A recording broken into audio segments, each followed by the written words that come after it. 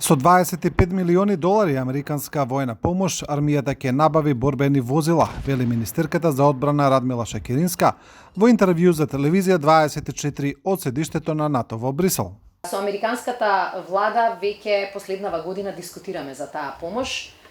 Ние минатата година искористивме еден дел од другите фондови за подобрување на нашите информатички капацитети во Министерството за одбрана, кои мора да гарантираат и безбедност на НАТО информациите.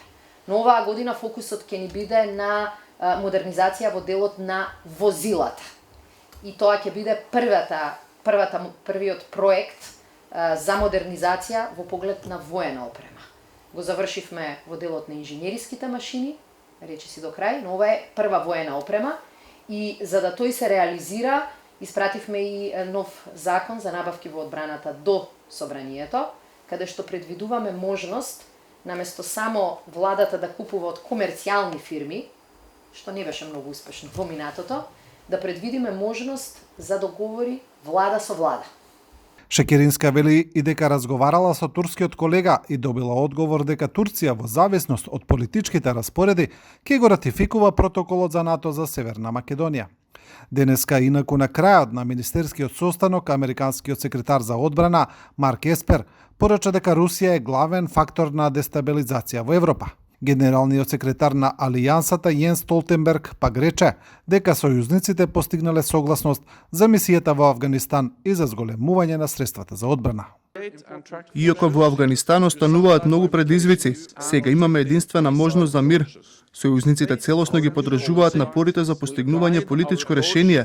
Ќе останеме во Авганистан колку што е потребно, за да се осигураме дека државата никогаш повторно нема да стане безбеден рај за меѓународните терористи. 2019 година ќе биде пета година поред како имаме раст на трошоците наменети за одбраната кај европските сојузници и Канада. Оваа година очекуваме 8 сојузници да потрошат најмалку 2% од својот буџет на одбраната. Во 2014 година само 3 земји го направија тоа.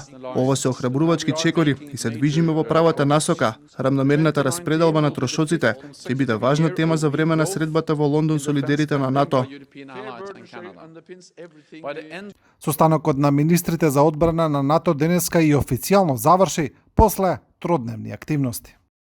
Министерскиот состанок тука во Брисел во НАТО заврши, кој телевизија 24 го следи веќе 3 дена и главните заклучоци се познати, тоа е дека НАТО бара од Русија да се врати кон почитување на договорот за нуклеарни ракети од среден дострел. Ќе видиме како ќе заврши таа приказна. Следната недела се очекува состанок помеѓу Советот НАТО Русија.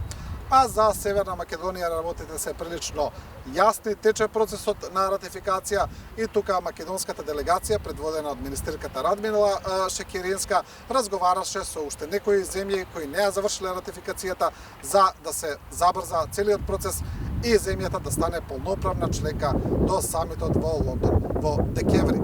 Од седиштето на НАТО, тука од Брисел за телевизија 24, снимателот Александар Димитриевски и јас Сеат Ризвановиќ за телевизија 24.